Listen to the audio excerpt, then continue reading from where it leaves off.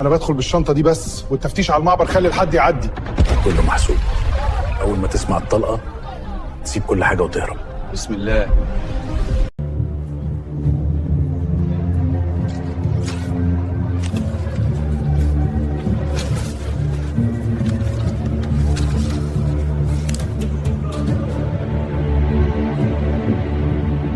في أول شهر ديسمبر سنة 68، وتحديدا من جوه مطعم موجود في شارع كان اسمه وقتها شارع السلط في مدينة عمان في الأردن. الشارع ده هو نفسه اللي بقى اسمه دلوقتي شارع الملك حسين. في اليوم ده حصلت مقابلة بين ضابط من المخابرات المصرية وضابط من المخابرات الأردنية. المقابلة دي كانت بناء على طلب عاجل من الضابط الأردني. في أثناء القعدة الضابط الأردني بلغ الضابط المصري إن في مواطن فلسطيني حابب يتعاون، بس عنده شرط واضح، هو إن التعاون يكون مع المخابرات المصرية تحديدا. طبعا الضابط المصري استغرب الكلام ده جدا، قال له هو ليه اختار المخابرات المصرية؟ ما انتوا برضو جهاز مخابرات ممكن يتعامل معاكم بشكل مباشر، والعدو واحد والمعركة مشتركة. رد عليه الضابط الأردني وقال له إن ده طلب الراجل نفسه، وكمان قال له إن دي توصية شخصية منه، لأن الشخص ده ممكن يكون ليه فايدة كبيرة جدا في الفترة اللي جاية، وطلب منهم يقعدوا معاه ويشوفوا هو عايز إيه. في نفس الوقت الضابط الأردني سلم الضابط المصري ظرف كان جواه صورة الشخص ده وبعض البيانات عنه. بعد ما المقابلة خلصت، وطبعا بعد ما تم إبلاغ إدارة الجهاز في مصر باللي حصل، بدأوا يعملوا تحريات عن الشخص ده، وكمان عشان يتأكدوا هل هو جاي بدافع شخصي ومن نفسه، ولا في حد تاني هو اللي دفعه إن هو يجي يتعاون مع مصر. وفعلا بعد ما عملوا تحرياتهم وجمعوا معلومات عنه، النتيجة طلعت كده. اسمه مصطفى الجردلي، شغله موظف في البنك العربي المحدود، كان نائب رئيس قسم الاعتمادات في فرع غزة. مصطفى كان جاي من عيلة حالتها المادية كويسة، لما اتجوز وكون أسرة اشتغل شغلانة كويسة جدا بدخل مادي محترم. أما بالنسبة لطبيعة شغله، فهو كان شغال في بنك. البنك ده كان مقره الرئيسي في عمان في الأردن، وكان ليه فرعين في فلسطين، واحد في القدس والتاني في غزة. من ضمن نظام الشغل، لو في أي فرع من الاتنين محتاج يخلص أوراق أو إجراءات معينة، كان بيبقى فيه موظفين مخصصين من كل فرع ياخدوا الأوراق دي ويسافروا بيها على الفرع الرئيسي في الأردن عشان يخلصوها هناك. مصطفى بقى كان هو الموظف المسؤول عن المهمة دي، هو اللي كان بياخد الأوراق من الفرع اللي شغال فيه ويسافر بيها على الأردن عشان تتوقع أو تخلص عند الإدارة هناك. وطبعا بسبب التنقلات المتكررة ليه، ولأنه عشان يوصل لفرع عمان كان لازم يعدي من معبر اسمه معبر الملك حسين أو معبر الليمبي، فكان لازم كل مرة ياخد تصريح مسبق من قوات الاحتلال. فوق ده كله كان بيتعرض للتفتيش الجامد واستفزازات ومعاملة سيئة اللي كانت بتحصل بشكل متكرر. الموضوع ده كله كان مسبب له حالة غضب واحتقان نفسي وضغط نفسي كان بيزيد معاه يوم بعد يوم. عدت الأيام ومصطفى مكمل على الوضع ده زي ما هو، لحد ما في يوم من الأيام حصل الموقف اللي كان السبب في تغيير مسار حياة مصطفى كلها. في اليوم ده وأثناء ما كان موجود في البنك يوم شغل عادي جدا، فجأة اقتحم البنك مجموعة من جنود الجيش الإسرائيلي، وكالعادة دخلوا وخربوا كل حاجة قدامهم. طردوا الموظفين ودمروا المكان ونهبوا أي حاجة وقعت تحت إيديهم. واحد من زمايل مصطفى كان شغال معاه في البنك، ما استحملش اللي بيحصل في أمن مكانه، حاول بس يعبر عن اعتراضه على الهمجية والبلطجة اللي كانوا بيعملوها. ساعتها جندي إسرائيلي طلع سلاحه وبمنتهى البرود ضربه طلقة خلصت عليه في لحظتها. المصيبة الأكبر واللي وجعت مصطفى نفسيا أكتر إن زميله ده اللي مات قدام عينيه كان لسه من أسبوعين ربنا رزقه بطفلة، بنت كان مستنيها بعد 7 سنين جواز. حجم الألم والغضب اللي كان جوه مصطفى تضاعف أكتر وأكتر. شاب زي ده يروح كده ويتحرم من عمره كله، وكمان يحرموا بنته منه طول حياتها. بعد اللي حصل ده مصطفى خد قراره، قرر إن يبقى له دور بالطريقة اللي هو شايفها مناسبة وبالأسلوب اللي بيفهمه. وبسبب طبيعة شغله في البنك كانت دايرة معارفه كبيرة، وكان واحد من ضمن الناس اللي يعرفهم ضابط في المخابرات الأردنية. مصطفى استغل واحدة من زياراته للأردن اللي كانت ضمن مهام شغله، وتواصل مع ضابط المخابرات الأردني وطلب إنه يقابله بشكل عاجل. خلال المقابلة دي وبشكل مباشر، مصطفى طلب من الضابط الأردني إنه عايز يتواصل مع أحد ضباط المخابرات المصرية. قال له إنه بحكم موقعه في البنك وبحكم علاقاته الواسعة يقدر يقدم لهم كل اللي يقدروا يحتاجوه بأي شكل يطلبوه. وقبل ما المقابلة تخلص، الضابط الأردني وعده إنه هيحاول، وقال له إن لو ده حصل وإن في حد فعلا تواصل معاه، أول كلمة هيسمعها منه هتكون كلمة سر متفق عليها وهي كلمة أبو الطويل. يعني أي كلام هيتقال هيبدأ معاه هيبتدي بالجملة دي. المهم إنه عدى تقريبا أسبوعين على المقابلة اللي كانت ما بين الضابط المصري والضابط الأردني. وفي يوم من الأيام مصطفى كان موجود في بيته، لقى بنته داخلة عليه أوضته وبتقول له إن في ضيف واقف على الباب. طلب منها تبلغه إن في واحد اسمه أبو الطويل جاي وعايز يطمن عليه. مصطفى أول ما سمع الاسم ده فهم على طول إن اللي واقف على الباب ده واحد من ضباط المخابرات المصرية. بعد ما رحب بيه واستقبله في بيته الضابط المصري، وقبل ما يدخلوا في أي كلام: إحنا لما سألنا عليك عرفنا إن بنتك منال شفاها الله وعافاها مريضة بالفشل الكلوي. وقال له قبل أي حاجة إحنا حجزنا للبنت في مستشفى اسمها أساف، أول ما توصل وتسأل هناك هتلاقي الحجز باسمها. أما بالنسبة لزوجتك فإحنا حجزنا لها غرفة في الفندق اللي قدام المستشفى على طول. بعد ما خلص الكلام قال له: خلص اللي قلت لك عليه دلوقتي، هنتقابل هنا عندك بعد 4 أيام من النهاردة وتكون لوحدك. فعلا خلال يومين مصطفى نفذ الاتفاق، خد بنته ووداها المستشفى وودى زوجته الفندق. عدى اليوم الثالث وفي اليوم الرابع حصل اللقاء المتفق عليه. ساعتها البيت حرفيا اتحول لمعسكر تدريب. اتدرب على الكتابة بالحبر السري، واتدرب على التصوير باستخدام كاميرات تجسس دقيقة، وازاي يصور وازاي يختار الزاوية المناسبة للتصوير. كمان اتدرب على إرسال واستقبال الإشارات باستخدام جهاز الشفرة اللاسلكي. وغير كده اتدرب على مجموعة مهارات خاصة، زي ازاي يكتشف انه متراقب، وازاي يهرب من المراقبة، وازاي يحصل على معلومة من أي شخص من غير ما يطلبها بشكل مباشر. يعني ازاي يستدرج اللي قدامه لحد ما يطلع منه المعلومات بنفسه. المهم بعد ما التدريب خلص مصطفى اتفاجئ بالضابط المصري وهو بيبلغه إن أول مهمة هيقوم بيها هتكون من خلال زيارته الجاية لفرع البنك في الأردن. وقال له إن التفاصيل الأولية للمهمة بتقول إن مطلوب منه يستلم أمانة من الأردن ويوصلها لفلسطين. أما الأمانة دي إيه بالظبط أو هي شايلة إيه فهو ما يعرفش عنها أي حاجة. التعليمات قالوا له إن هو هيعرف كل التفاصيل هناك. طبعا مصطفى استغرب جدا وقال له: طيب الأمانة اللي أنا هدخل بيها من هناك دي هعدي بيها إزاي؟ أنا كل اللي بشيله في إيدي شنطة واحدة بس، وطبيعة شغلي هناك أصلا ما بتزيدش عن 48 ساعة، وما ينفعش أشيل أكتر من شنطة علشان ما يبقاش في أي شبهة حواليا. وانتوا طبعا عارفين التفتيشات اللي بتحصل على المعبر، هعدي إزاي أنا؟ رد عليه ضابط المخابرات المصرية وطمنه وقال له إن كل حاجة معمول حسابها. وفعلا خلال أسبوع في الميعاد المحدد مصطفى سافر سفريته المعتادة للأردن، وهناك بطريقة غير معروفة استلم الأمانة المتفق عليها. الأمانة دي كانت موجودة أو مزروعة في الشنطة اللي شايلها في إيده من غير ما يعرف هي إيه ولا رايحة لمين. كانت التعليمات واضحة إن أول ما يوصل للمعبر وقبل ما يجي دوره في التفتيش إشارة الهروب والمرور من التفتيش هتكون طلقة مدفعية تتضرب على الكمين الإسرائيلي، وبمجرد المدفعية ما تضرب وتحصل حالة هرج ولخبطة يهرب في لحظتها. وفعلا اللي اتفقوا عليه هو اللي بمشيئة ربنا اتنفذ. أول ما وصل عند نقطة التفتيش وقبل ما يجي دوره حصل انفجار ضخم جدا نتيجة طلقة المدفعية اللي اتضربت من الجيش الأردني، والدنيا قامت زي ما كان متفق عليه.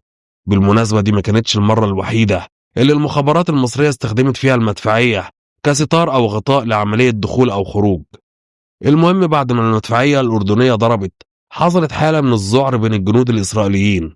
ساعتها كل اللي كانوا واقفين على المعبر اتلخبطوا، اللي جري يمين واللي جري شمال، واللي عرف يفلت ويهرب على الناحية التانية زي بالظبط اللي حصل مع مصطفى. بعد ما الموقف عدى ومصطفى وصل فعلا لبيته اكتشف ان في رسالة موجودة معاه جوه الشنطة. الرسالة دي كانت بتقوله ان الأمانة اللي هو شايلها هي في الحقيقة أدوات المراسلة وأدوات التجسس اللي هيستخدمها بعد كده. الأدوات دي كانت عبارة عن زجاجة حبر سري وكاميرا دقيقة مخصصة للتصوير. واللي حصل ده كان فعلا أول عملية حقيقية يقوم بيها، وهي إنه نقل أدوات التجسس الخاصة بيه بنفسه. عدت الأيام لحد ما في يوم حالة بنته منال الصحية ساءت. مصطفى ما ترددش، أخذ البنت بسرعة وطلع بيها على المستشفى اللي كان بيتابع معاها، وهي مستشفى أساف. وجوه المستشفى كانت بداية حكاية جديدة. المستشفى دي كان فيها ممرضة اسمها مريم. مصطفى كان دايما بيجيب لها شوية هدايا بسيطة علشان تهتم ببنته أكتر. في اليوم ده وهو موجود في المستشفى مع بنته اتفاجئ بالممرضة مريم وهي بتتخانق بصوت عالي جدا مع جندي إسرائيلي برتبة شاويش. الخناقة عالية لدرجة إن الشاويش ده خرج من المستشفى وهو بيسب ويلعن في الكل. طبعا مصطفى ما عداش الموقف، بدأ ياخد ويدي في الكلام مع الممرضة علشان يعرف ايه اللي حصل. من كلامها عرف ان الشاويش اللي كانت بتتخانق معاه اسمه سيمون، سيمون ده كان واحد من الجنود اللي كانوا موجودين على المدمرة إيلات، وشاف بعينه الانفجار والتدمير اللي حصل، وبسبب اللي شافه والكوارث اللي حصلت لزمايله اللي اتحرق واللي غرق واللي دراعه طار واللي راسه طارت، كل ده سبب له حالة نفسية وعصبية سيئة. الحالة دي أثرت على جهازه العصبي وبقى بتجيله نوبات هستيرية عنيفة. عرفت مريم كمان إن العلاج الوحيد للنوبات دي كان حقن المورفين، وعرف منها كمان إن الشاويش سيمون كان بياخد الحقن دي بنسب معينة وفي مواعيد وتوقيتات محددة، لكن اللي حصل إن الحقن دي دخلته في طريق الإدمان، وعشان كده كان دايما بيروح للممرضة دي عشان تجيب له الحقن، بس بطريقة ملتوية ومقابل فلوس. مع تكرار الموضوع اتعودوا عليه، مريم بدأت تستغل وضعه وحالته، بقت تطلب منه فلوس أكتر من المعتاد، وده كان سبب الخناقة اللي حصلت بينهم في المستشفى. طبعا المعلومات اللي مصطفى عارفها دي كانت كنز حقيقي، لأن سيمون بعد الحادثة اللي حصلت له في المدمرة إيلات اتنقل بعدها لوظيفة إدارية في ميناء أشدود، وده معناه إن السيطرة عليه تفتح باب كبير جدا، لأن من خلاله تقدر توصل لأي معلومات جوه المينا وأي حاجة أنت محتاجها، وكل ده مقابل تمن بسيط جدا، مجرد حقنة مورفين. أول ما تديله الحقنة يطلع لك بكل اللي أنت عايزه، وده كان طرف خيط المعلومات اللي بدأ بيه مصطفى واللي كملته بعد كده المخابرات المصرية. اللافت في الموضوع إن مصطفى كان بيشتغل بكل طاقته، تقريبا ما كانش فيه يوم يعدي إلا وهو في مكان مختلف، كل يوم أو يومين تلاقيه في مشوار جديد. كان هدفه الأول والأخير في أي مكان يروحه هو جمع المعلومات. من الحاجات اللي كان بيعملها عشان يدقق معلوماته إن في أي زيارة أو مشوار كان بيصحى بدري، ولما يركب عربية الأجرة بيحرص دايما إنه يقعد جنب السواق مباشرة، وطول الطريق وهو ماشي كان بيراقب ويكشف مواقع المعسكرات ومحطات الرادار، وكل اللي كان بيعتمد عليه هو عقله وعداد الكيلومتر اللي قدام السواق. كان قبل ما العربية تتحرك يلمح بسرعة عداد الكيلومتر، بعد ما العربية تمشي وأول ما توصل عند نقطة معينة أو عند أول موقع عسكري يشوفه يبص فورا على العداد ويحسب الفرق بين اللحظة اللي العربية اتحركت فيها واللحظة اللي وصلت فيها للنقطة دي. وأول ما يرجع بيته يدخل أوضته يطلع جهاز الشفرة الخاص بيه ويبعت كل التفاصيل للمخابرات المصرية. استمر مصطفى على الوضع ده لحد ما في يوم من الأيام دخل مطعم مشهور في غزة كان اسمه مطعم هويدي، وشاءت الصدفة إن في نفس اللحظة ونفس التوقيت اللي مصطفى دخل فيه المطعم يحصل لقاء يكون سبب في تعرفه على واحد من أهم الشخصيات والمصادر اللي دخلت بعد كده في شبكة معلوماته. مصطفى دخل المطعم وقعد على ترابيزة وهو مستني الأكل، لقى ضابط من الجيش الإسرائيلي داخل من باب المطعم. الضابط وقف في النص كده وبقى يبص يمين وشمال مش لاقي كرسي ولا ترابيزة يقعد عليها. ساعتها مصطفى أمن مكانه وبدأ يعزم الضابط الإسرائيلي يقعد معاه على نفس الترابيزة، ومش بس كده ده عزمه كمان على الغدا. الضابط ده طلع مين؟ طلع واحد اسمه جيكوب، ضابط في سلاح المدفعية الإسرائيلي. جيكوب ده شكله وملامحه من بره ما تديش أي إحساس إنه ضابط، واحد أول ما تشوفه تحس إنه كرش كبير، جسمه مش متناسق، عنده شهوة كبيرة للأكل وبيحب الشرب جدا، تحس كده إنه اتخلق علشان ياكل وبس. كان دايما بينتهز أي فرصة وأي مأمورية إدارية ويعدي على مطعم هويدي. مطعم هويدي في الوقت ده كان مشهور جدا بأنه بيقدم أشهر وأحسن أطباق السمك وبجودة عالية جدا. ومن اليوم ده من اللحظة دي بدأت تتكون صداقة ما بين مصطفى وبين الضابط الإسرائيلي جيكوب. وطبعا اللقاءات والمقابلات بعد كده اتكررت كتير وكانت دايما وباستمرار على حساب مصطفى، والحاجة دي كانت محببة جدا لجيكوب. وفي كل مرة كان مصطفى بيتعمد يجيب له كل أنواع الشرب اللي هو عايزها، يفضل جيكوب يشرب لحد ما يتلخبط، وساعتها يبتدي يفضفض ويطلع كل اللي جواه. يحكي مثلا عن القائد بتاعه في الجيش واللي اكتشف انه على علاقة بصديقة مراته وحاجات ممكن تفضحه، ويحكي كمان عن الفساد اللي جوه وحدات الجيش الإسرائيلي وعن وقائع تزوير حصلت وان في جندي إسرائيلي زور أوراق واختلس ذخيرة.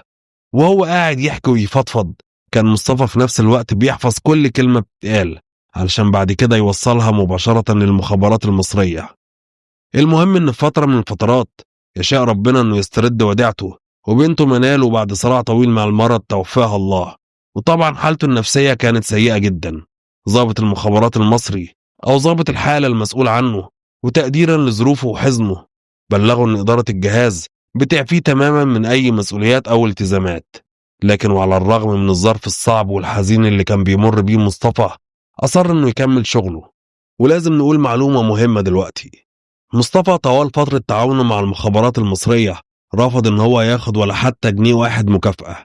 ضابط الحالة حاول معاه أكتر من مرة عشان يديله أي مبلغ مالي حتى لو على سبيل تعويض مصاريف أو تنقلات، لكن مصطفى كان بيرفض جدا. المهم وفي فترة من الفترات مصطفى بدأ يشتغل على صيت ثمين جدا. اللي حصل إن في أول يوم من أيام صيف 69 مصطفى كان داخل مخيم اسمه مخيم جباليا. كان رايح هناك علشان يراجع حسابات التبرعات اللي بتيجي عن طريق الصليب الأحمر، وده كان جزء من شغله في البنك. وأثناء وجوده في المخيم وهو بيقوم بشغله شاف قدامه راجل كبير في السن وشايل شنطة جلد على كتفه وماسك في إيده كراسة أو دفتر كبير وقاعد يسجل كلام الناس. لما مصطفى قرب منه عرف إنه اسمه نمرود وإنه أستاذ علم اجتماع في جامعة القدس، وقال له كمان إنه موجود في المخيم علشان يعمل بحث ميداني عن أحوال المخيم. طبعا معلومة زي دي ما تعديش على مصطفى. أخذ المعلومة وعلى طول راح مبلغها لضابط الحالة، وبناء عليه لما المخابرات المصرية بدأت تجمع معلوماتها عن الموضوع ده عرفوا إن الراجل أو أستاذ الجامعة ده مش موجود في المخيم علشان بحث ميداني زي ما بيقول، لا ده موجود بتوصية مباشرة من الموساد. يعني كل المعلومات اللي هيجمعها عن النازحين أو المخيم كانت هتوصل للموساد مباشرة.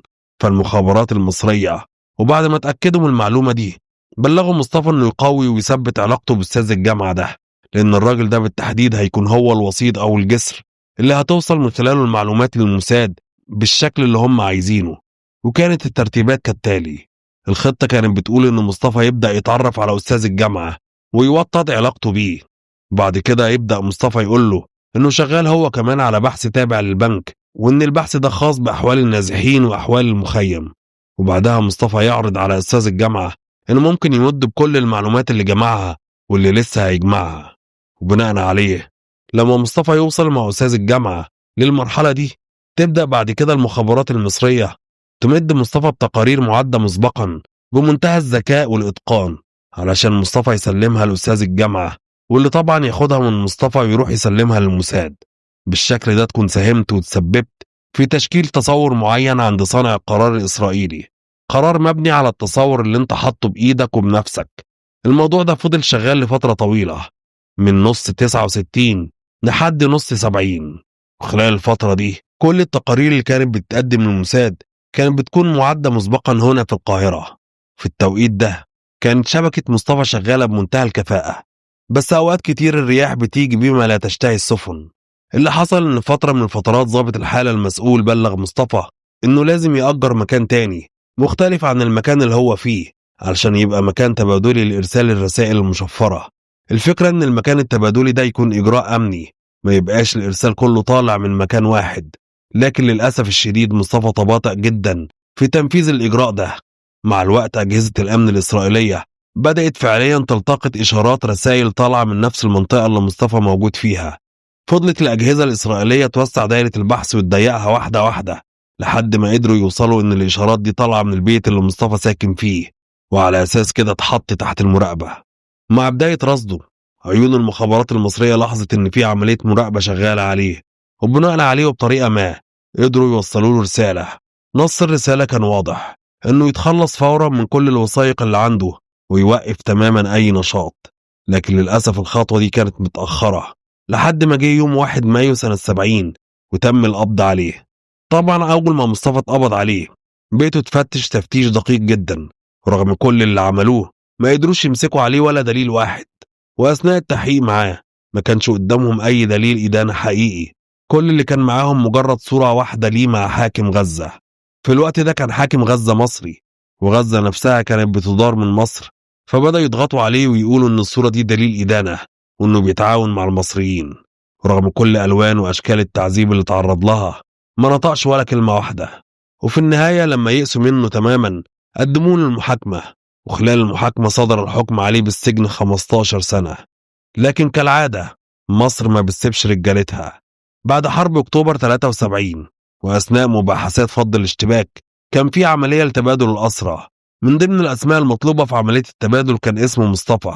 وفعلا في شهر مارس 74 خرج مصطفى من سجن غزة في طريقه للأنطرة في محافظة إسماعيلية. طبعا كلكم هتفتكروا إن الملف انتهى هنا، لكن الحقيقة إن لسه في جزء ما اتحكاش. الجزء ده إسرائيل نفسها اتفاجئت بيه بعد كده. اللي حصل إن في شهر مارس 75 المخابرات العامة المصرية بدأت تعلن عن بعض العمليات الاستخباراتية اللي تمت خلال فترة الحرب. كان من ضمن الملفات اللي تم الإفراج عنها ملف مصطفى. في الملف ده اتقالت معلومة كانت في منتهى الغرابة. المعلومة بتقول إن مصطفى حتى بعد ما تم القبض عليه وهو كان موجود جوه السجن فضل زي ما هو، عين من عيون جهاز المخابرات المصرية داخل السجون الإسرائيلية. الاقتراح ده كان متقدم من ضابط الحالة المسؤول عن مصطفى. الضابط اقترح على إدارة جهاز المخابرات المصرية إنهم يرجعوا يتواصلوا مرة تانية مع مصطفى وهو جوه السجن.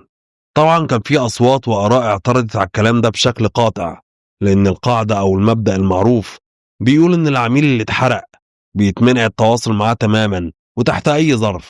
لكن اقتراح ضابط الحالة وقتها كان إن كسر القاعدة الروتينية هو اللي ممكن يؤدي لنجاح العملية.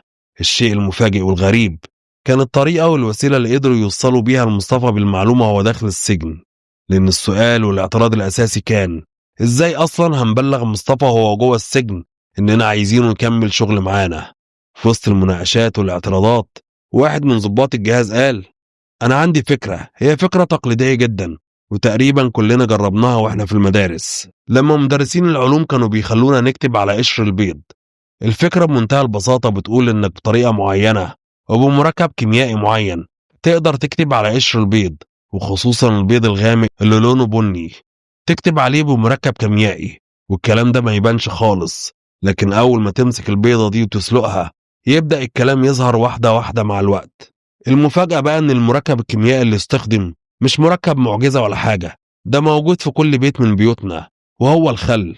ومن هنا وعلى الرغم من بساطة الفكرة إلا إنهم وافقوا عليها، وبناء عليه بدأت المخابرات المصرية تتعامل مع الوضع لحد ما قدروا يوصلوا المعلومة فعليا لمصطفى وهو جوه السجن. المعلومة وصلته عن طريق شاب فلسطيني كان عامل مشكلة مع جندي إسرائيلي وكان خلاص على وشك الترحيل لنفس السجن اللي موجود فيه مصطفى. فقبل ما الشاب الفلسطيني ده يترحل بلغوه بالرسالة اللي يوصلها لمصطفى جوه السجن، وفعلا تم ده وبدأ فعليا التواصل ما بين مصطفى والمخابرات المصرية مرة تانية. لكن مسألة إن إزاي التعليمات كانت بتدخل جوه السجن وإزاي المعلومات كانت بتطلع، هنا بقى المخابرات المصرية امتنعت تماما عن ذكر أي تفاصيل. الحقيقة إن اللي حصل ده كان فضيحة مدوية لكل أجهزتهم الأمنية، لأن في الوقت اللي كانوا مالين في الدنيا كلام بالزيف والتزوير والوهم وبيوصفوا نفسهم إنهم الجيش الذي لا يقهر، كان في رجالة لينا موجودين على الأرض بيشتغلوا في صمت تام. لكن الصمت ده هو اللي اتحول بعد كده لصوت فجر مسامعهم، صوت أكتوبر 73. ولحد هنا بتنتهي واحدة من أهم عمليات المخابرات المصرية قبل وخلال حرب أكتوبر.